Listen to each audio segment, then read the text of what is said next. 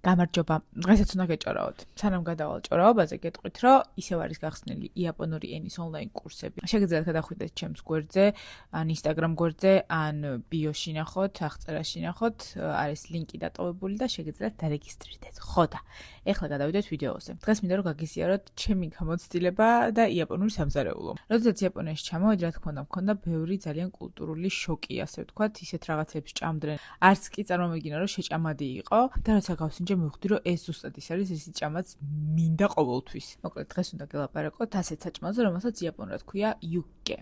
ეს არის უმი ძროხის ხორცი, соусით და უმი კვერცხის გულით.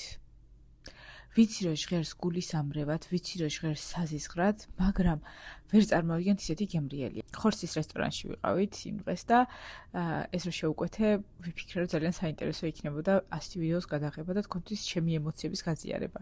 მოკლედ, აი ასეთი რაღაც არის, როგორც ხედავთ, არის უმი ხორცი, აქვს რაღაც მოტკბო соуსი ასხია ზემოდან და უმი კვერცხი. კვერცხი ზოგადად აი ასეთ მძაფრ გემოიან საჭმელს ხდის, რბილ გემოთ აქცევს და რაც იაპონიაში ჩამოვედი, მივხვდი, რომ ეს უმი კვერცხი ძალიან დიდ როლს თამაშობს საჭმელში და მის გემოს შეცვლაში. ხო და ძალიან გემრიელია და ოდესმე თუ მოხვდებით იაპონიაში, ჩემი ხათრით გასინჯეთ. ეს ოღონდ აუცილებლად უნდა იყოს ხორცი ახალი, იმიტომ რომ შეიძლება მოიწამლოთ, შეიძლება ბევრი დაავადებები გამოიწვიოს ამან. ზოგადად იაპონურ ყველა რესტორანში, სადაც შეგიძლია ხორცის ჭამა, შემწვარ ხორცს გულისხმობ, აუცილებლად არის ესეთი და ჰქვია სახელი იუკე. აუცილებლად გასინჯეთ, იმიტომ რომ ძალიან გემრიელია. Bye!